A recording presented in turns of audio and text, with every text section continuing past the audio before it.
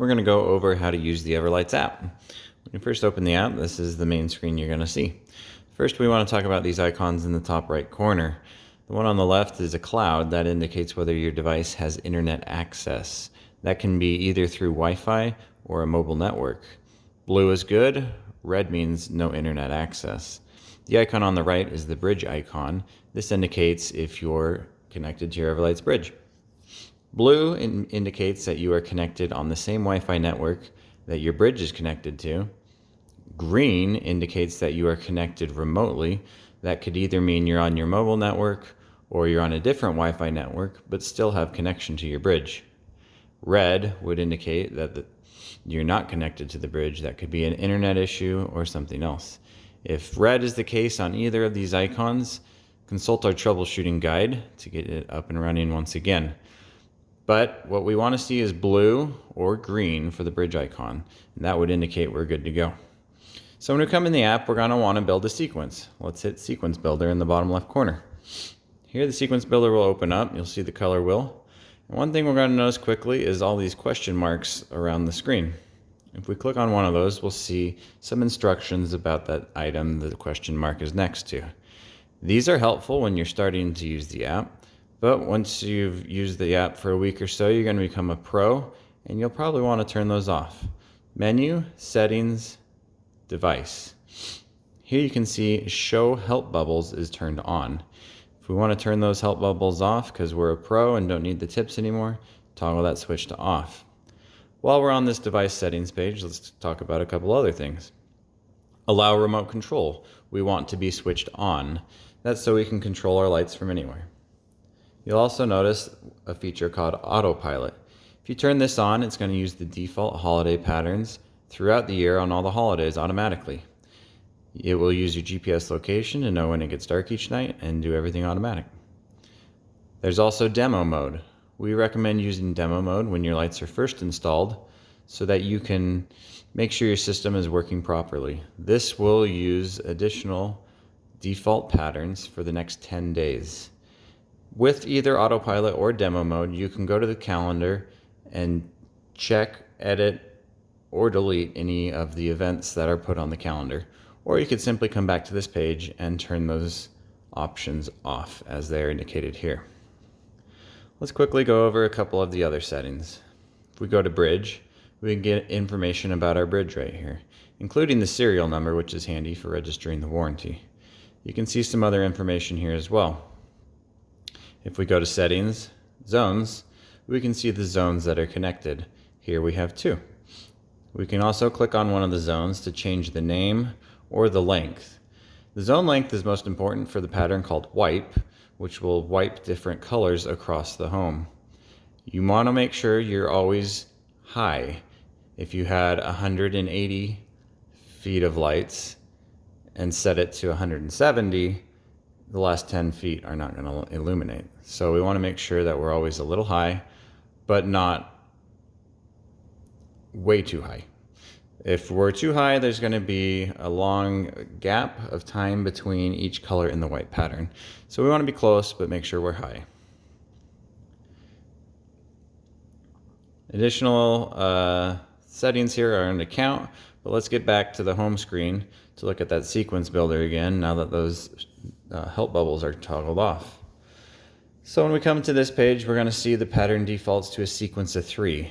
With that, we can pick any 3 colors we want here on the color wheel. And right now we would see pink, yellow, teal, all the way across the home. This pattern will repeat. If we want to have one color, hit the minus a couple times. Now the whole house would be pink. That one light is just going to repeat across the whole home.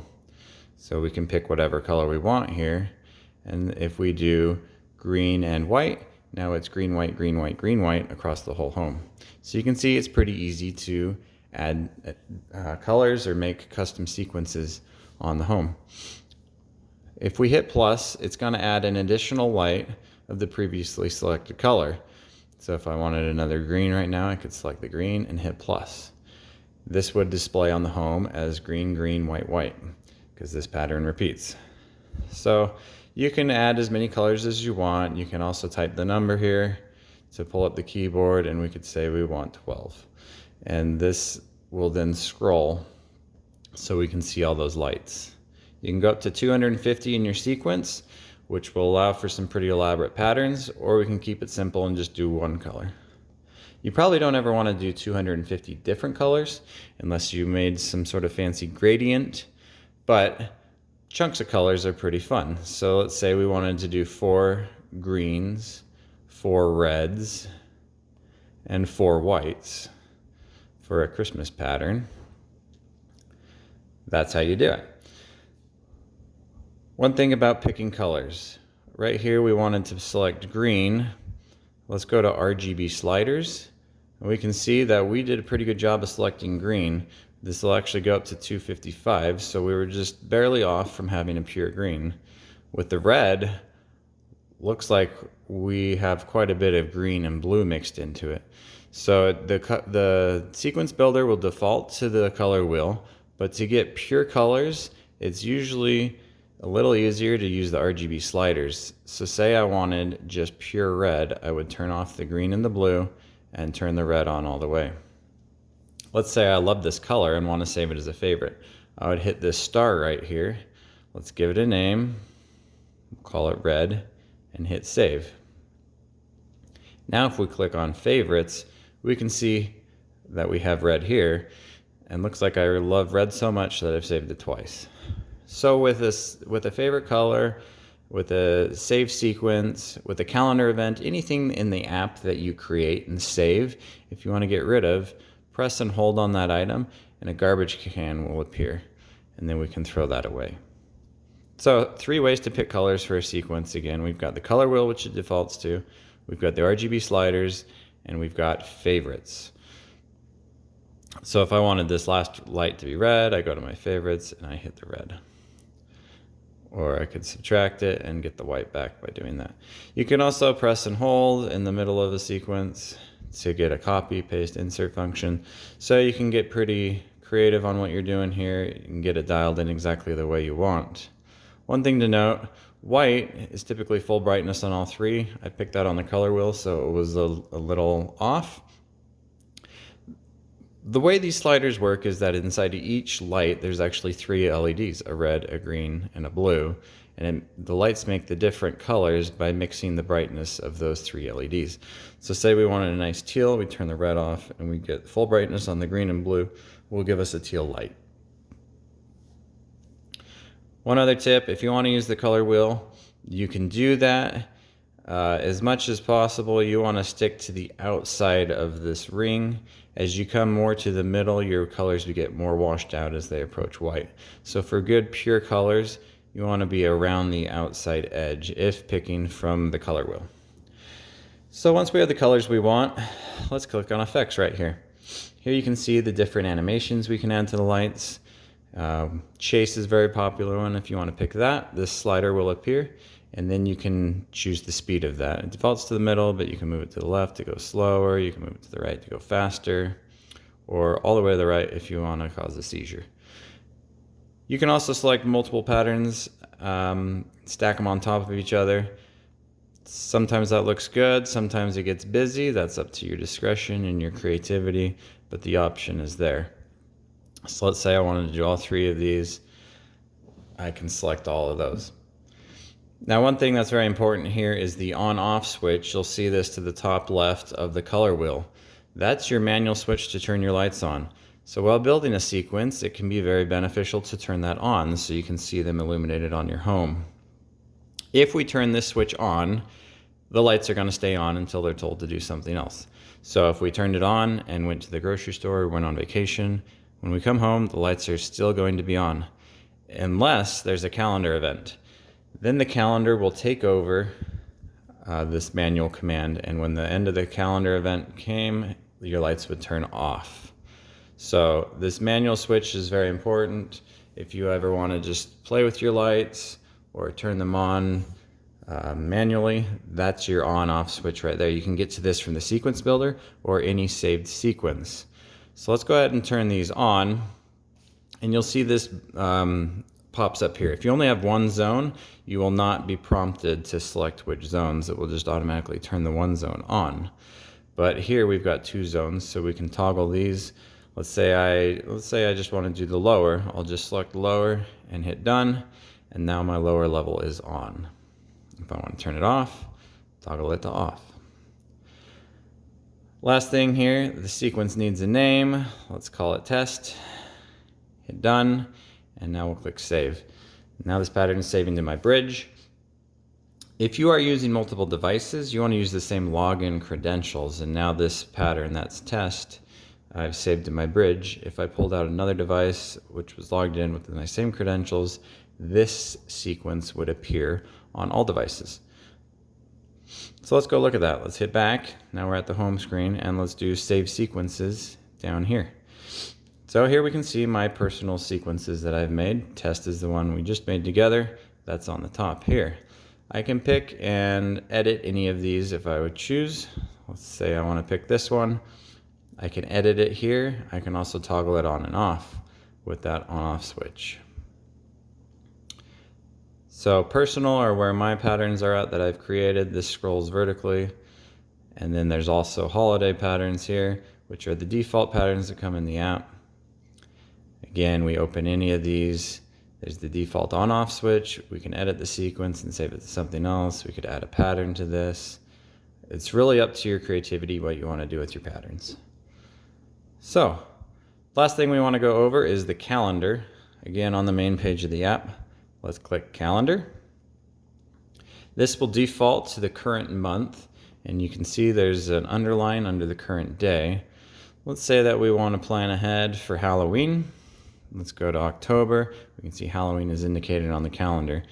Now to program an event, we want to click on as many days here as we want to program, and you can click whichever days you want.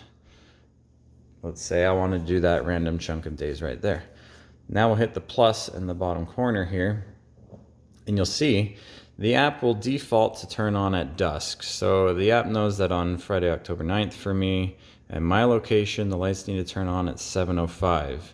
Now we can override that and set a custom time if we want. Just turn the dusk off, tap on the time, and we could adjust that. Say we want to go 2 minutes earlier, we can do that. For end time, it will default to 11:30 p.m. Again, you can override that. Just click on it, or you can click dawn, and it'll run all the way until it knows sunrise is at 7:36 a.m. So here we've got about a 12.5 hour pattern or event. Here we see occurrences. These are those days I just selected. Let's say I decided I wanted to change any of these. I could click on that, and let's take out those early days because they didn't make any sense. Now it's updated. We can see there are 6 days. If you have multiple zones paired to your bridge, you'll see this zone section here where we can decide which zones we want the lights or this event to be displayed on. In this case, let's have it do both. Now down here for sequences, we see that plus. Let's press that and all our sequences will come up. So for Halloween, we want to get our Halloween pattern, hit done. And you can actually add up to 5 patterns here. So let's say that we want to mix in some Thanksgiving with that as well. So now that I have multiple patterns, you can see this says 10 seconds here. We can toggle these, and what this means is that it's going to do Halloween for 15 seconds, and then Thanksgiving for 10 seconds, and back to Halloween, and it'll rotate at those intervals for this 12.5 hour event.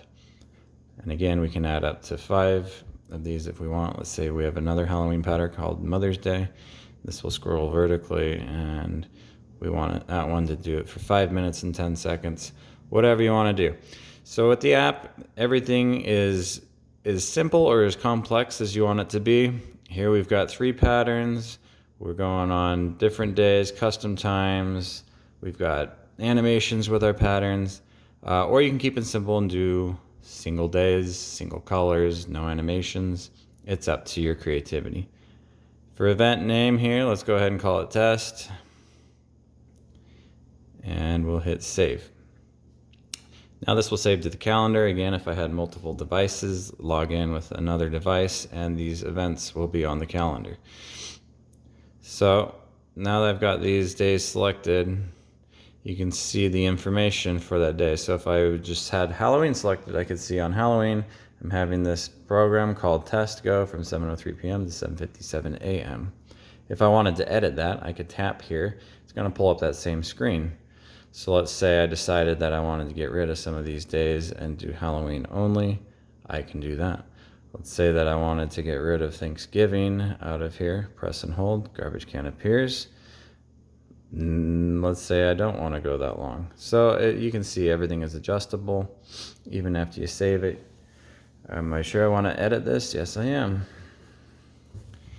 So once you have something saved, it's not set in stone, you can come back and adjust it later. And now we go back to our calendar. We can see there's just that one day program now, and maybe I don't even want that one. Let's hit garbage. There it goes. So that's a quick rundown of how the app works. If you have any questions, reach out anytime. Any features that you think would be great to have in the app, we'd love to hear those as well. But that's a quick overview. We hope you enjoy your lights.